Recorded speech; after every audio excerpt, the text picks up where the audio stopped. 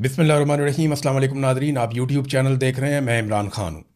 Nadreen, Gilgit Baltistan हो या Kashmir, establishment और उनके सहूलतकार इस वक्त वाकई आग से खेल रहे हैं। और वो जो वहाँ कर रहे हैं इसके नताइज आएंगे और पूरा पाकिस्तान भुगतेगा। ये जिस तरफ लेकर जा रहे हैं पाकिस्तान को, ये ख़तरनाक हद तक चीज़ों को ख़राब कर रहे हैं। यानी एक पॉलिटिकल पार्टी को जो सबसे मकबूल है उसको मुकम्मल तौर पे अवाम से दूर कर देना, उसको इलेक्शन ना लड़ने देना और अवाम का मुकम्मल तौर पे ज़िद करना उसके मुकाबले में। यानी वहाँ नौजवानों को देखें, पब्लिक को देखें, वो मिलिट्री एस्टेब्लिशमेंट के खिलाफ पाकिस्तान तहरीक इंसाफ को सपोर्ट कर रहे हैं। यानी अब इस वक्त एक ताज़ा खबर ये आती है कि गिलगित बल्तिस्तान में इलेक्शन को काबू करने के लिए 5,000 पुलिस एहलकार पंजाब से जाएंगे। अब ये पंजाब पुलिस को क्यों भिजवाया जा रहा है? देखें, खैबर पख्तूनख्वा भी है, सिंध भी है और जगह भी है, लेकिन पंजाब पुलिस को क्यों भिजवाया जा रहा है? ताकि यूनिफॉर्म जो है वो पुलिस का इस्तेमाल हो घटिया काम के लिए, गलत काम के लिए, धांधली के लिए पुलिस का यूनिफॉर्म इस्तेमाल किया जाए। और प्री पोल धांधली तो पहले ही शुरू हो चुकी है। पाकिस्तान तहरीक इंसाफ के लोगों को जाने से रोका जा रहा है। वो साद रफीक भी फंस गए बीच में, वो भी नहीं जा पाए बेचारे। इनके अपने लोग, इनके अपने साबिक वज़रा, इनके रहनुमा शिकायतें कर रहे हैं कि यार ये पाकिस्तान की क्या हालत कर दिया आपने, अब सिक्योरिटी का बहाना ना बना लीजिएगा। और बाद में तलाल चौधरी ने जो बहाना बनाया वो सिक्योरिटी का ही बनाया, बदकिस्मती से। यानी बिलावल के 5 जलसों का शेड्यूल आ गया, आसिफा जरदारी के 2 जलसों का शेड्यूल आ गया, पीएमएलएन के जलसों का शेड्यूल बार बार आ रहा है।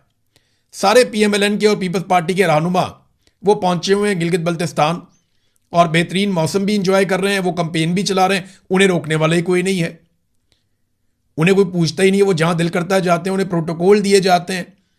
लेकिन पाकिस्तान तहरीक इंसाफ के लोगों को, चाहे वो नौजवान है वहां पे, वहां के मकामी लोग हैं, या बाहर से पाकिस्तान तहरीक इंसाफ के लोग कंपेन चलाने जाते हैं, तो उनको मिलिट्री एस्टेब्लिशमेंट रोक लेती है। कभी पंजाब पुलिस के जरिए से यहां इस्लामाबाद एयरपोर्ट पर रोक लेती है, कभी गिलगित बल्तिस्तान की पुलिस को इस्तेमाल करते हैं और वहां पे लोगों की गिरफ्तारियां करते हैं, उनको सूबा बदर करते हैं। तो ये सूरत हाल हम लगातार होती हुई देख रहे हैं।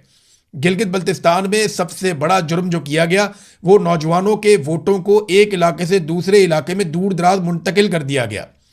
गिलगित बल्तिस्तान के लोगों को एकजुट होकर सोचना पड़ेगा और एक दूसरे को सपोर्ट देनी पड़ेगी।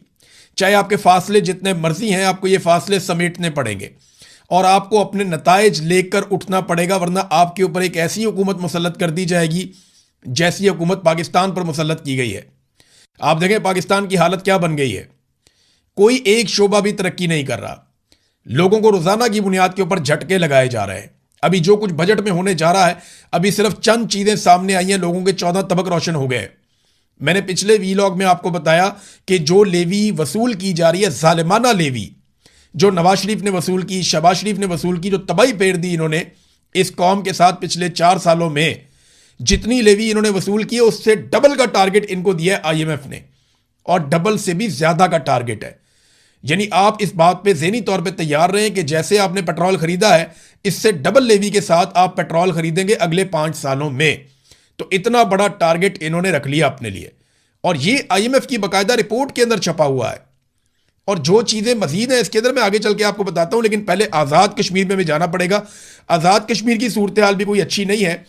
वहां पे मुज़ाकरात हुए हैं हुकूमत के बीच में और जॉइंट एक्शन कमेटी के बीच में, और उन मुज़ाकरात का नतीजा क्या निकला ये आप देख लीजिए, क्योंकि वहां से सौराब बरकत साहब बड़े शानदार जर्नलिस्ट हैं, आज़ाद कश्मीर को रिपोर्ट करते हैं और इस ज़मीन में उनको सज़ा भी मिल चुकी है कि आप आज़ाद कश्मीर को रिपोर्ट क्यों करते हैं। लेकिन उन्होंने दोबारा रिपोर्ट किया। वो बताते हैं कि आज़ाद कश्मीर से बड़ी खबर, जॉइंट अवामी एक्शन कमेटी ने 9 जून को पूरे आज़ाद कश्मीर में शटर डाउन हड़ताल और मुकम्मल बंद करने की कॉल दे दी है। हुकूमत पाकिस्तान और जॉइंट अवामी एक्शन कमेटी के दरमियान मुज़ाकरात में डेडलॉक बरकरार है। अवामी एक्शन कमेटी के मरकजी रहनुमा शौकत नवाज मीर के मुताबिक हुकूमती नुमाइंदों ने एहतजाज की कॉल वापस लेने का मुतालबा किया, तहम एक्शन कमेटी ने इनकार कर दिया है। ये ज़रा थोड़ा सा मैं आपको इसकी और तफसीलात के अंदर लेकर जाता हूं कि यहां हुआ क्या। एक्चुअली जो सबसे इंपॉर्टेंट चीज़ है वो मुहाजिरीन की नशिस्तें हैं। यानी जो मकबूजा कश्मीर के हवाले से यहाँ पे सीटें दी जाती हैं लाहौर के अंदर, पंजाब के अंदर, या एक आधी खैबर पख्तूनख्वा में, एक आधी सिंध में, कि कश्मीरियों को हमने यहाँ से भी सीटें देनी है। इन सीटों की बुनियाद के ऊपर ये आज़ाद कश्मीर में हुकूमत कंट्रोल कर लेते हैं। यानी मिलिट्री एस्टेब्लिशमेंट अपने कठपुतली बंदों को जितवाती है पंजाब से, केपी से और सिंध से।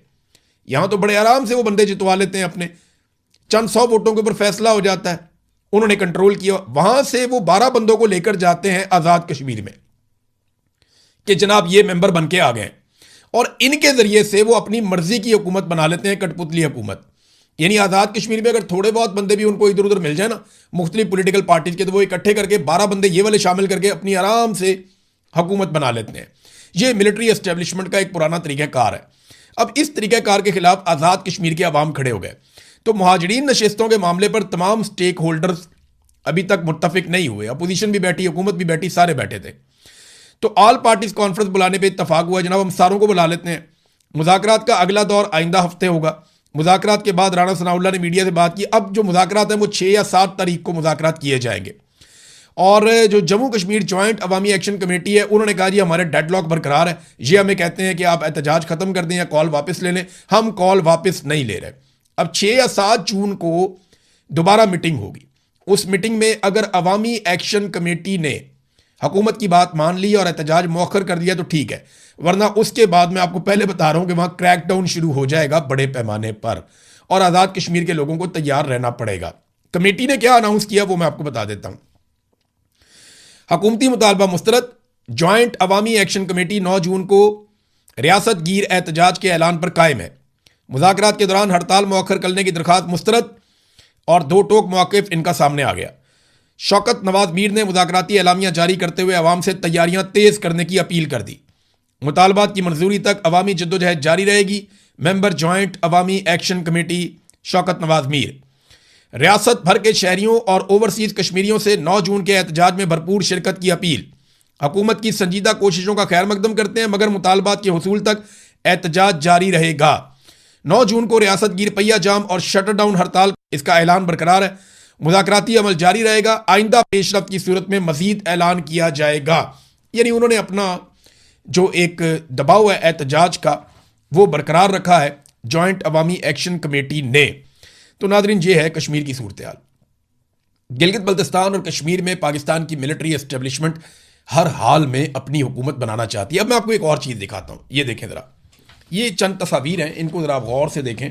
और ये आ गई, ये 2020 की तस्वीर है जब पाकिस्तान तहरीक इंसाफ की पाकिस्तान में हुकूमत थी और कंपेन चल रही थी इलेक्शन के लिए गिलगित बल्तिस्तान में। मैं इस इलेक्शन को कवर करने के लिए गिलगित बल्तिस्तान गया था। मुझे याद है बड़ी फेस्टिविटी थी, बड़ा माहौल बना हुआ था, जैसे एक फैंसी ड्रेस शो चल रहा हो। यहाँ मरियम नवाज और बिलावल जरदारी जो है वो नए नए ऐसा लगता है लॉन्च हो रहे थे, और ये लोग बहुत इंजॉय कर रहे थे 2020 में इस इलेक्शन को। ये ज़रा आप तस्वीर देखें ना, इन लोगों ने कितना इंजॉय किया, कैसे ज़बरदस्त कॉस्ट्यूम पहने, कितने अच्छे फेस्टिवल के अंदाज में इन्होंने यहाँ पे कंपेन की। ना इनमें से किसी को गिरफ्तार किया गया, ना इनमें से किसी को टॉर्चर किया गया, ना इनमें से किसी को सूबा बदर किया गया, बल्कि इनको पूरी तरह से फैसिलिटेट किया गया। और ये वहाँ जिन होटलों में ठहरे हुए थे वहाँ पे मैंने इनकी सिक्योरिटी भी देखी। शानदार सिक्योरिटी, चाहे मरियम नवाज है चाहे बिलावल है, इन्हें फराहम की गई थी और पूरा प्रोटोकॉल था इनके पास। मुकम्मल आज़ादी थी इनको इलेक्शन लड़ने की, और इन्होंने आज़ादी के साथ इलेक्शन लड़ा, कुछ सीटें जीती और बाकी सीटें हार भी गए, लेकिन इन्हें किसी ने कुछ कहा नहीं। लेकिन अब अगर आप सूरत-ए-हाल देखें तो बिल्कुल मुख्तलिफ है। यानी पाकिस्तान तहरीक इंसाफ को ये कहते हैं कि उनका रवैया ठीक नहीं था, तो आज जो रवैया है वो क्या है? तहरीक इंसाफ ने तो इन्हें इलेक्शन लड़ने का मौका दिया था। अभी खैबर पख्तूनख्वा में इलेक्शन हुआ कुछ अर्सा पहले, जिसमें ये इलेक्शन जो उमर अयूब साहब की सीट खाली हुई थी वहां पे इलेक्शन हुआ, तो पीएमएलएन का कैंडिडेट वहां जितवा दिया गया। केपी के हुकूमत कुछ भी नहीं कर सकी, उनकी वहां पे हुकूमत है, वो चाहते तो वो भी ये सारा कुछ कर सकते थे। उन्होंने कुछ बुरा नहीं किया, कुछ ऐसा नहीं किया। मिलिट्री एस्टेब्लिशमेंट जो है वो पूरी तरह से पीएमएलएन का साथ दे रही थी वहां एबटाबाद के इलेक्शन में। तो ये बात हमें जहन में रखनी पड़ेगी कि पाकिस्तान तहरीक इंसाफ का जो रवैया है वो जमहूरी था और आज भी जमहूरी है। जबकि मुस्लिम लीग नून ने मिलिट्री एस्टेब्लिशमेंट के साथ मिलकर, बल्कि आसिफ अली जरदारी ने भी, पीपल्स पार्टी में इसलिए नहीं कहता कि पीपल्स पार्टी में तो जरदारियों ने कब्जा कर लिया। एक्चुअली जो पीपल्स पार्टी है वो तो भुट्टों की थी, पीपल्स पार्टी तो जियालों की थी, पीपल्स पार्टी तो जमहूरियत पसंदों की थी, पीपल्स पार्टी तो एंटी एस्टेब्लिशमेंट सोच रखने वालों की थी। पीपल्स पार्टी तो सिविलियन बालादस्ती की बात करती थी। आज जो पीपल्स पार्टी है जिस पे कब्जा हो गया जरदारियों का, ये एस्टेब्लिशमेंट के हाथ मजबूत करने वाली, ब्रूट मेजॉरिटी पे यकीन रखने वाली और डंडे वाली जमहूरियत चलाने वाली पीपल्स पार्टी है। और ये तीनों बातें बाप बेटे ने की हुई है, बिलावल जरदारी ने और आसिफ जरदारी ने। बहरहाल ये इस वक्त वैसा बिल्कुल लेवल प्लेइंग फील्ड नहीं है जैसा इमरान खान साहब के दौर में पीपल्स पार्टी और पीएमएलएन को दिया गया था। अब नाजरीन एक चीज मैं आपके सामने और रखता हूं, यहां पे ख्वाजा आसिफ साहब का एक ट्वीट है, ये बड़ा इंटरेस्टिंग है। ये देखें जी, ख्वाजा आसिफ साहब आपको पता है वफाकी वजीर हैं और वजीर दिफा हैं, बल्कि वो ट्वीट करते हैं कि मेरे घरेलू मुलाजिम के गांव में ट्रांसफार्मर कल जल गया। लेस्को के एक पुराने मेहरबान सीईओ को फ़ोन किया कि किसी को फ़ोन करें और मेहरबानी फरमाएं। मुलाजमीन ने ट्रांसफार्मर मुरम्मत कर दिया और 80,000 रुपए ले लिए और मुरम्मत कर दिया। गांव वालों ने चंदा जमा करके लेस्को के मुलाजमीन को वो पैसा अदा कर दिया। रसीद किसी ने नहीं दी। बाकी आप अंदाज़ा लगा सकते हैं, ये हाल है कि एक साबिक बिजली का वजीर सिफारशी हो और मौजूदा काबीना का भी रुकन हो, उसकी सिफारिश पे भी वारदात से गुरेज नहीं किया जाता। आम सारिफ का क्या हाल होगा? रकम की बाकायदा अदायगी हुई है, लेस्को रसीद से इनकारी है। वैसे ख्वाजा साहब रसीद से तो मियां नवाज शरीफ भी इनकारी है, रसीद से तो मरियम नवाज भी इनकारी है।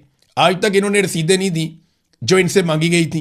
बहरहाल चले मेन बात पे आ जाते हैं। आपने खुद इस हाइब्रिड निज़ाम की तारीफ की थी ख्वाजा साहब, आपने खुद कहा था कि यह हाइब्रिड निज़ाम बेहतरीन परफॉर्म कर रहा है। यह है इस हाइब्रिड निज़ाम की टोटल परफॉर्मेंस। देखें यहां पे तमाम इदारे इस बात पे खुश होते हैं कि उन्होंने पाकिस्तान तहरीक इंसाफ को नुकसान पहुंचाया और इसके बदले में उन्होंने मिलिट्री एस्टेब्लिशमेंट से शाबाशी वसूली। अगर ख्वाजा आसिफ साहब आपने उस सीईओ की जगह पे मिलिट्री के किसी कैप्टन को या कर्नल को आपने कहा होता या किसी एजेंसी के बंदे को कहा होता तो आपका काम बगैर पैसों के भी हो जाता। लेकिन वहां पे आपकी कहने की शायद औकात नहीं है क्योंकि आप वजीर दिफा हैं, नाम के हैं। पाकिस्तान पता कब आगे बढ़ेगा? पाकिस्तान तब आगे बढ़ेगा जब ख्वाजा आसिफ से मिलने के लिए फील्ड मार्शल आसिम मुनीर वक्त मांगेंगे और जब मीटिंग होगी तो कमांड ख्वाजा आसिफ के हाथ में होगी और जो फैसले होंगे वो ख्वाजा आसिफ करेंगे और फैसलों पे अमल दरामद फील्ड मार्शल आसिम मुनीर करेंगे। तब पाकिस्तान आगे बढ़ेगा। ये मैंने आपको सादा सादा फार्मूला बता दिया।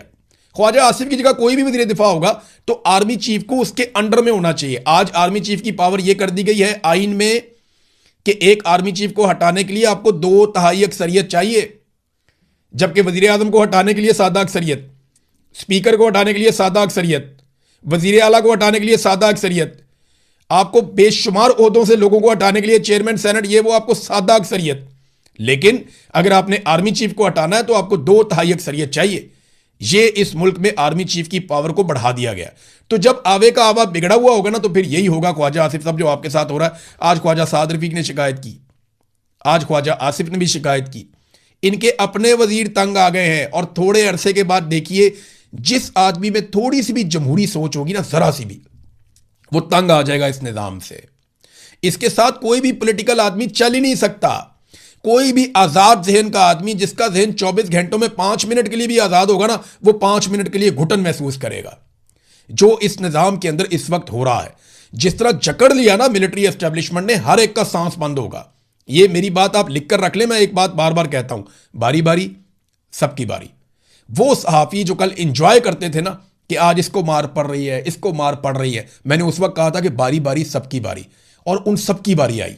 जो रह गए हैं ना, मेरी बात लिख कर रख लें, आप सबकी भी बारी आएगी। आज भी इकट्ठे हो जाएं, सारे सियासतदान इकट्ठे हो जाएं, सारे सहाफ़ी इकट्ठे हो जाएं और पाकिस्तान की मिलिट्री एस्टेब्लिशमेंट को यहां पे रोकें और उन्हें कहें कि आप अपना आईनी काम करें और हमें हमारा काम आप करने दें आज़ादी के साथ। तभी पाकिस्तान आगे बढ़ेगा। एक और वजीर का बयान आया था, वो कहता है जी अपर क्लास थी वो मिडिल क्लास बन गई, मिडिल क्लास लोअर क्लास बन गई और लोअर क्लास का बेड़ा गर्क हो गया। ये एक और वजीर है, काबीना का मेंबर है, वो बेचारा भी ये कह रहा है। और ये लोग झूठ नहीं बोल रहे। पाकिस्तान की सिचुएशन ही ये है। अब ये देखें ना, जो नया बजट तैयार हुआ है इसमें कुछ ऐसी तजावीज़ हैं कि आप हैरान हो जाएंगे। कई शोबों में भारी टैक्सेस लगने जा रहे हैं। मैंने अभी आपको बताया था कि ये लेवी में क्या करने जा रहे हैं। बिजली में बहुत खौफनाक काम होने जा रहा है। सोलर पैनल के ऊपर टैक्सेस लगेंगे। वजह यह है कि आईपीपीज पैसा कैसे कमाएंगी, बिजली के ऊपर आप टैक्स कैसे लेंगे, अगर लोग सोलर लगाएंगे तो लिहाजा सोलर के ऊपर टैक्स लगेगा। इलेक्ट्रिक और हाइब्रिड गाड़ियों पर टैक्सों में इजाफा किया जाएगा और यह आईएमएफ के कहने पर हो रहा है। हाइब्रिड गाड़ियों पर टैक्स 8% से बढ़ाकर 18% कर दिया जाएगा। सोलर पैनल पर जीएसटी 10% से बढ़ाकर 18% कर दी जाएगी। आईएमएफ ने इलेक्ट्रिक व्हीकल्स पर, यानी जो ये इलेक्ट्रिक गाड़ियां आती हैं, इन पर जर्नल सेल टैक्स 1% से बढ़ाकर 18% करने की सिफारिश कर दी। पूरी दुनिया में इलेक्ट्रिक गाड़ियां और हाइब्रिड गाड़ियां, उनको अप्रिशिएट किया जाता है कि ये गाड़ियां लेकर आओ ताकि हमारा फ्यूल कम खर्च हो, हमारे मुल्क का पैसा बचे।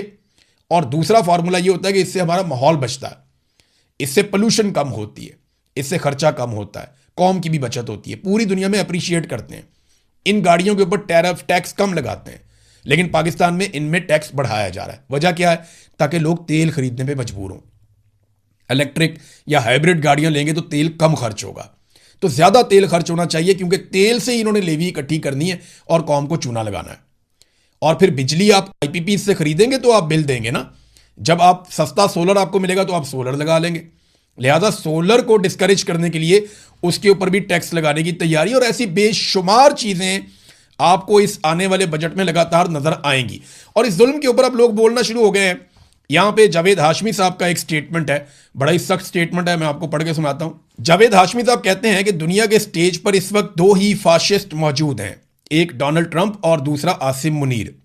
दोनों एक दूसरे की दिन रात तारीफ और तौसीफ में मगन हैं। आज स्कर्दू की फ्लाइट पर जाते हुए असद कैसर के साथ जो सलूक किया गया वो सबके सामने है। वफाकी दारुल-हुकूमत के एयरपोर्ट की ट्रैफिक कई घंटों तक सिर्फ इसलिए बंद रखी गई कि एक सियासी जमात का रहनुमा इंतखाबी मुहिम के लिए ना जा सके। जुनेद अकबर को भी इंतखाबी मुहिम के इलाके से निकाल दिया गया। आसिम मुनीर, तुम एक फाशिस्ट हो, और फाशिस्ट चाहे वो मुसोलिनी हो, रोमानिया का चाउशेस्कू हो या हिटलर, इन सब का अंजाम तारीख में दर्ज है। जब अपनी ही अवाम और अपनी ही फौज किसी के खिलाफ हो जाए तो फिर क्या होता है।